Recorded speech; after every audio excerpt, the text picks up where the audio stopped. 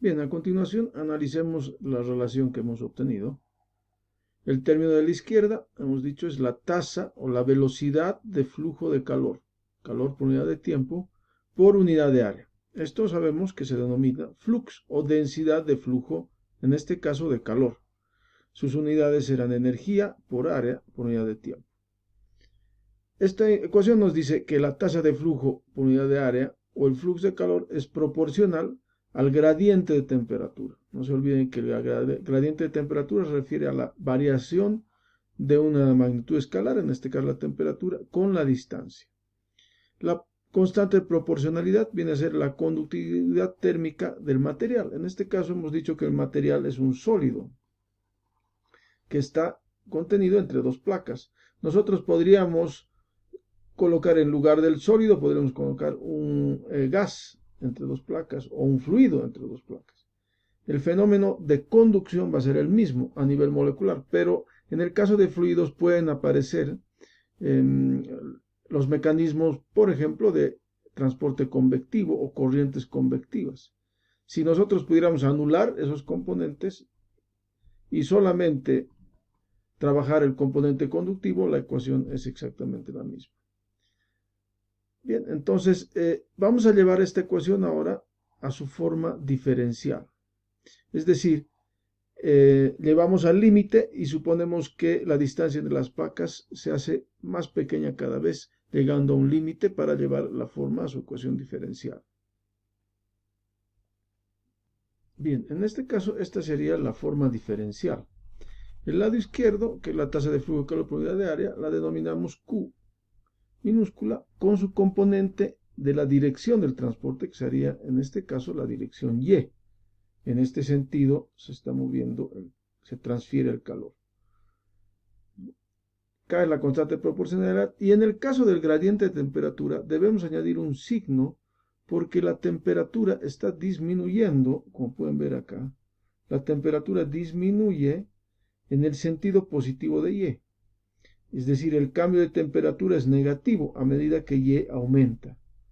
Por eso es que este signo corresponde a esas características. Si nosotros cambiáramos nuestro sistema de referencia y Y positivo sería en este sentido descendente, digamos, entonces habría que cambiar el signo en el gradiente. Sin embargo, de acuerdo al sistema de referencia que hemos definido, Y es positivo en este sentido. Entonces, el calor se mueve en ese sentido. Pero la temperatura, el gradiente, el cambio de temperatura por unidad de distancia es negativo porque disminuye en el sentido positivo del espacio Y, de la coordenada espacial Y. Bien, con esa aclaración hemos definido la forma diferencial en este caso de lo que se conoce como la ley de Fourier de la conducción de calor. Finalmente, para generalizar la ley de Fourier de la conducción de calor, podemos tomar también la conducción de calor en los otros ejes, en X y en Z.